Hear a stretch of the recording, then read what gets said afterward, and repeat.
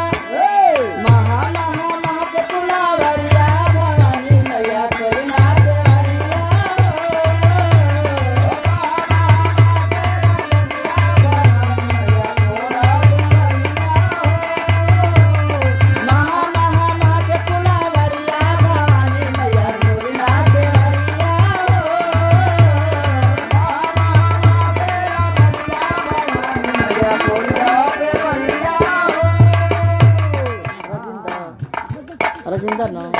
नहीं 4 बजे चंद्र जी देखी हे माता रानी अब तक कण में व्यापक बाड़ी सबके दिल की भावना जानत बाड़ी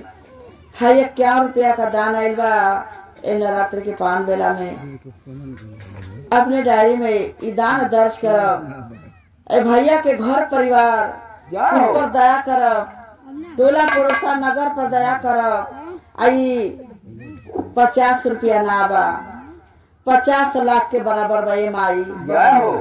आप में भोलेनाथ में इतना शक्ति बा कि 50 के 50,000 बना दे 50 लाख बना दे हम ये कह कि भैया के कमाई में 50 लाख करें इन्हों का दुख दूर हो जा इन्हों का संकट दूर हो जा पंच बराबर हमारा भैया हो जा ये अर्जी बा हे माई आपसे बारंबार हमारा अर्जी बा कि भैया के ऊपर दया करी बड़े भाव से आपका चर्चा करा बढ़ा पूरे परिवार में सुख समृद्धि दी और इनकी कमाई में 4 चांद लगे और इनकी रोग दुख के हर रहे माई आपके शरण में भक्त लोग गिरल बाड़े बड़े आस बा विश्वास बा कि आप निराश ना करो ते पूरे परिवार के खुशमय बनाई आजे भी आई बा सबके सहाल है आपके शरण में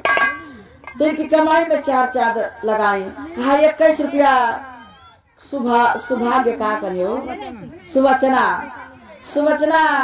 गुरु बहन जी के कार्यक्रम द्वारा से 21 रुपया का दान आइल बा ई बहन जी जहाँ रहे रन बन में जुड़े रहे आबाद रहे गंगा जमुना तर बढ़िया फुलवारी तर हरा भरा रही अपने नाती पोता घर परिवार में खुशहाल रही और जहाँ बहन जी रहा इनकी बाल बच्चन कमाई में 4 चांद लगे हारा का नाम बा आगे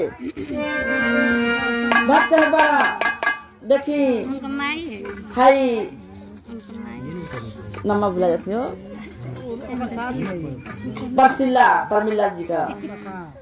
परसिल्ला जी का सासू माँ के कार्यक्रम द्वारा से बहुत से सुंदर भाव का दान आइल बा घर परिवार में बरकत करी सद्बुद्धि दे ज्ञान दे माता रानी और ई भी दान अपने डायरी में दर्ज करी हमरे माता जी जहाँ रहे रन बन में जुड़े रहे आबाद रहे गंगा जमुना तर बढ़िया फुलवारी तर हरा भरा रही उनका भी दुखवा से निजात दिलाई और परसिल्ला गुरु बहना जी के कर्म द्वारा से ये बहुत रुपयों का दान आइल बा इनके ऊपर दया करी पूरे परिवार के ऊपर दया करी रोजी रोजी के ऊपर दया करी और मांगे कोठी जुड़े रहा और दुखवा से गुरु जी निजात दिलाओ का नाम बा भगता दुआरवा हो निबिया के पेड़ावा भगता दुआरवा हो निबिया के पेड़ावा की माई का पहरा बा माई का आगमन बा घर में आसन लगा के माई के द्वार पर निबी का पेड़ लगावले बाड़ी काहे से कि निबिया के छा में उनका बास रहेला पेड़वा में एक से हम वही तरह आसन लगाई कितना प्यारा भाव है माई दया करो कैसे कहले बाड़ी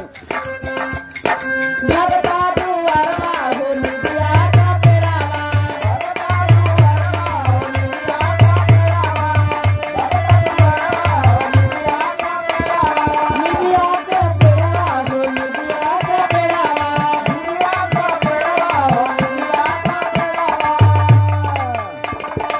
ठंडे ठंडे